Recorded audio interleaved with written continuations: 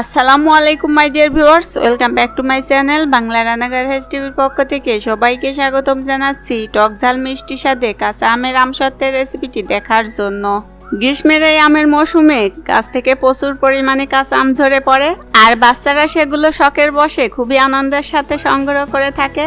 আর আপনি আমটা যদি ফেলে না দিয়ে এভাবে কাঁচা আমেরই আমসত্ত্ব তৈরি করে দেন, তাহলে দেখবেন তারা কতটা পছন্দ করে। খুব সহজেই কিভাবে এই কাঁচা আমের আমসত্ত্বটি তৈরি করা যায়, আজকের পর্বে আমি সেটাই আপনাদের সাথে শেয়ার করব। আশা করছি রেসিপিটি আপনাদের কাছে অনেক বেশি ভালো লাগবে। চলুন তাহলে দেখে নেওয়া যাক আমসত্ত্ব তৈরির পুরো প্রস্তুত প্রণালী। কাঁচা আমের আমসত্ত্ব বানানোর জন্য আমি এখানে কিছু কাঁচা আম আগে থেকে খোসাটা ছাড়িয়ে ছোট ছোট টুকরো করে কেটে রেখেছি। আমটা এখনো বেশি একটা বড় হয়নি, আমি এখানে এই সাইজের আমি কেটে রেখেছি। এখন আমি এই আমের মধ্যে কিছুটা লবণ দিয়ে মাখিয়ে নেব।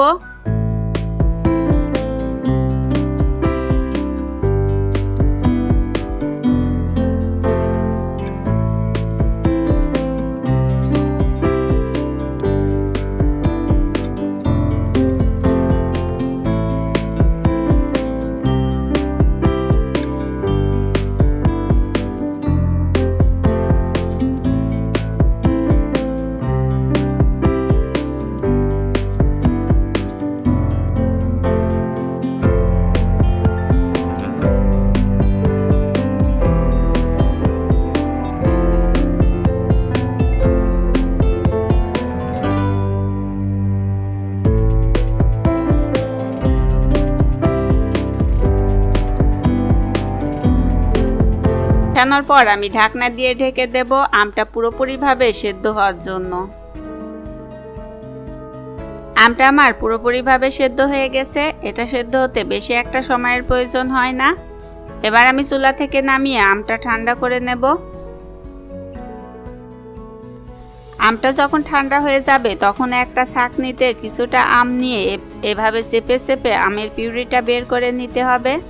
তবে এভাবে বের করলে সময়টা একটু বেশি লাগবে। সেক্ষেত্রে আপনি যদি একটি নেটের মধ্যে নিয়ে চেপে চেপে আমের রসটা বের করে নেন, তারপরে ছাঁকনির মধ্যে দিয়ে চেপে নিলেই খুব সহজেই আমের পিউরিটা বের হয়ে আসবে।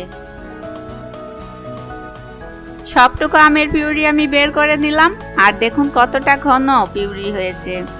এরপর আমি চুলায় একটি ফ্রাই প্যান বসিয়ে দিয়েছি, এর মধ্যে সবটুকু পিউরি আমি দিয়ে দেব। সাথে অ্যাড করে দিচ্ছি 1 কাপ আখের গুড়, তবে আপনি এখানে গুড়ের পরিবর্তে চিনিও দিতে পারেন। আরও দিয়ে দেব 1 টেবিল চামচ লাল মরিচের গুঁড়ো, হাফ চামচ ধনিয়া গুঁড়ো, 1 চামচ বিট লবণ, আর দিয়ে দেব হাফ চা চামচের মতো ভাজা জিরা ও গরম মশলা গুঁড়া। সব কিছু দেওয়ার পর খুব সুন্দর করে অনবরত নেড়ে চেড়ে এখন আমি এগুলো মিশিয়ে নেব।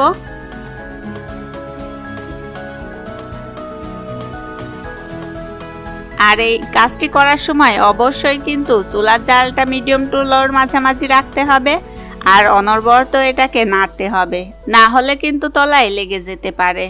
একটু সময় নিয়ে ধৈর্য ধরে এই কাজটি করতে হবে। বেশ কিছুক্ষণ নাড়ার পর যখন দেখবেন এটা ফুটতে শুরু করছে, তখনই বুঝতে হবে যে এটা প্রায় হওয়ার দিকেই। আর এই পর্যায়ে কিন্তু একদমই নাড়া থামানো যাবে না, তাহলে কিন্তু ছুটে আপনার হাতে লাগতে পারে।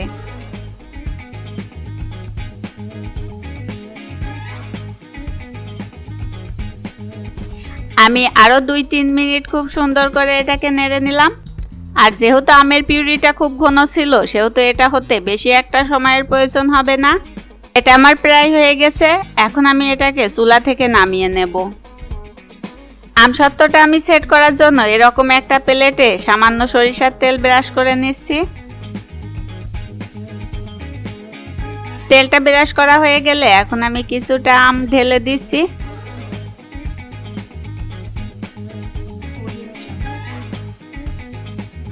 আমটা ঢালার পর থালাটা ধরে একটু ঝাঁকিয়ে দিলে আপনি আমটা খুব সুন্দর করে থালায় ছড়িয়ে যাবে। থালায় সেট করে নেওয়ার পর এখন আমি আমটা রোদে শুকাতে দেব। আমসত্ত্বটা আমি দুটো রোদ দিয়ে খুব সুন্দর করে শুকিয়ে নিয়েছি। আর আপনা আপনি ছড়িয়ে যাওয়ার ফলে দেখুন উপরের লেয়ারটাও কতটা সুন্দর হয়েছে।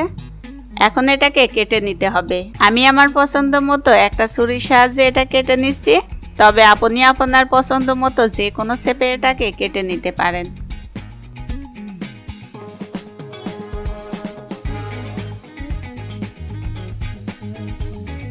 খুবই সহজ রেসিপি, খুব সহজেই তৈরি করা যায়। আর টক ঝাল মিষ্টি স্বাদে এই কাঁচা আমের আমসত্ত্বটা খেতে ভীষণই মজাদার হয়। কাঁচা আমের এই আমসত্ত্বটি তৈরি করে কাঁচের বয়ামে রেখে দীর্ঘদিন নর্মাল ফ্রিজে রেখে সংরক্ষণ করেও এটাকে খেতে পারবেন।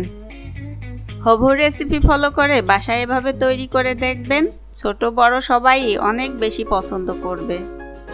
আর আমার আমসত্ত্ব তৈরির পদ্ধতিটা আপনাদের কেমন লেগেছে অবশ্যই কমেন্ট করে জানাবেন।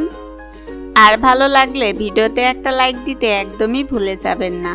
আপনাদের একটি লাইক, একটি কমেন্ট আমাকে নতুন রেসিপি তৈরি করতে অনেক বেশি উৎসাহ দেয়। হাজির হয়ে যাব নেক্সট টাইম কোনো নতুন রেসিপি নিয়ে। সেই পর্যন্ত সবাই সুস্থ থাকুন, ভালো থাকুন এই প্রত্যাশায় আজকের মতো এখানেই বিদায় নিচ্ছি। আল্লাহ হাফেজ।